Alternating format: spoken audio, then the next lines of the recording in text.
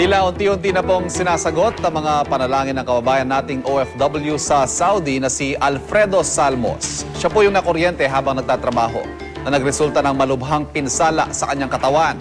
Ang magandang balita dahil po sa tulong na rin ng OFW o Overseas Workers Welfare Administration o OWA, mapapabilis na ang pagproseso para mapauwi na sa bansa si Ginoong Salmos. Nagtungo na siya sa deportation area sa Saudi Arabia para magpa-fingerprint at iniapila na rin ng ating konsulado sa Saudi ang kanyang kaso. Inaabangan na lang kung magkano ang penalty na dapat bayaran para mabigyan na siya ng exit visa. Patuloy din ang buhos ng tulong sa ating mga kababayan. May ilan pa ngang nag-offer sa kanya ng tirahan. Isang grupo rin ang umaalalay kay Salmos para makapagbukas ng bank account. Kaya sa mga nais magpaabot ng tulong, yan lamang po. Yang account number na yan na nakikita ninyo sa inyong mga TV screen, dyan lang po kayo mag-deposit. Meron po kasing ilan na nagsasamantala na nagbukas din ng account at sinasabing para daw kay Ginoong Salmos. At sa pagkakataong ito, kumustahin po natin ang lagay ni Alfredo Salmos. Nasa linya po siya ng ating telepono. Alfredo, good afternoon. Good afternoon po. Kumusta ka na, Alfredo? Ito medyo ayos naman po. Maganda na ba ang kondisyon ng katawan mo? Nakakagalaw ka naman? Tulad pa rin po ng dati, medyo hirap pa balance ngayon po. Saan ka nanunuluyan ngayon, Alfredo? Hindi pa rin po ko sa Jeddah. Diyan pa rin, doon sa dati mong... marami nag-aalok daw ng na gusto kang kupkupin o inaalok ka ng tirahan. Mayroon po ibang mga individual na meron po.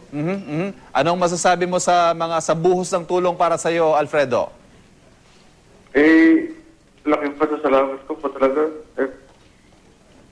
Sa puntong ito, meron na ba tayong masasabing petsa ng pag-uwi mo? Na settle na ba 'yon o na determine na ba kung magkano yung penalty na dapat mo daw bayaran? Ang totoo po, pupunta po ako ng deportation, immigration bukas kasama yung panya ko. Oo. Sa penalties po, wala. Wala po pong wala po kung nakikitang babayaran Parang wala naman po Oo. Pero sa puntong ito, Alfredo, matter of time na lang, ika nga. Konting panahon na lang at masasabi nating tiyak na ang pag-uwi mo. Ganun ba yun? Opo. Okay, mensahe na lang, Alfredo, sa pamahalaan at gayon din sa lahat ng tumulong sa'yo, Alfredo. Opo. Dito po, nagpapasalamat po ako talaga yung lalo na mga kababayan natin na sobrang matulungin talaga mga Pilipino. At maraming salamat din sa ating Pagulong Aquino, Vice President Pinay. Sila po ang medyo nasa para medyo mapadali ng pagpag-uwi ko. Alfredo, sinong kasama mo ngayon dyan? Sino nag-aalaga sa'yo?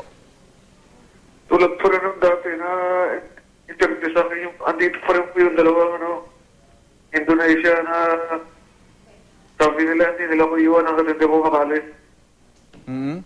So hanggang ngayon sila pa rin yung umaalalay sa'yo? Opo.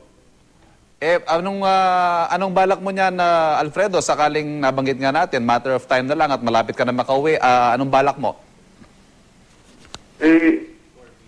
Kanina po, uwi na po talaga lang ako. Okay. Alfredo, maraming salamat at mag-ingat ka at konting dasal pa. Malapit ka ng makauwi. Maraming salamat sa iyo. Maraming salamat din po.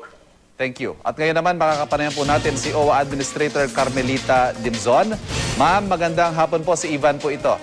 Hi, Ivan. Magandang hapon. Opo, meron na po ba tayong date na pwedeng masabi na petsa ng pag-uwi ni Ginoong Salmos? Wala pa tayong may bigay na date dahil ayon sa aking welfare officer na kausap ko kanina lang, ang magandang balita, nakapag-fingerprinting na si Alfredo nung Tuesday, no?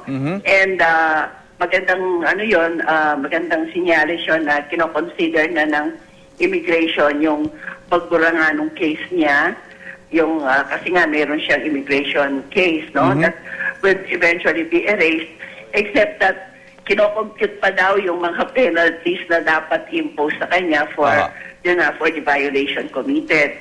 Ang sabi ko nga doon sa ating welfare officer, i-monitor na lang maigi, makipag-usap sa mga Jawasat para malaman kung exactly magkano yung penalties. And then after that, ilang araw pa tayo mag-aantay para makauwi na siya. Opo. Bali, ang proseso na lang po niyan, i-determine yung amount ng penalty, babayaran yon, and the exit visa can be issued at tuloy-tuloy na pong pag-uwi niya. Tama po ba? Yes, hopefully. Wala nang ibang aberya, Opo. Ivan. Sino po ang sasagot dun sa penalty, madam? Paano kung malaki-laki pala yun?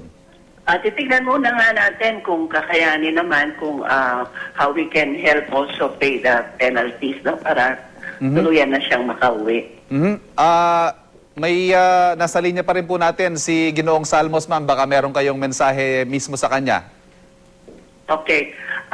Alfredo, si Admin Dimson ito, ang instruction ko kay Welfare Officer Coretico ay tulungan ka at make sure lang na matapos nga itong mga requirements ng Jawasat tungkol sa pag-erase ng iyong kaso.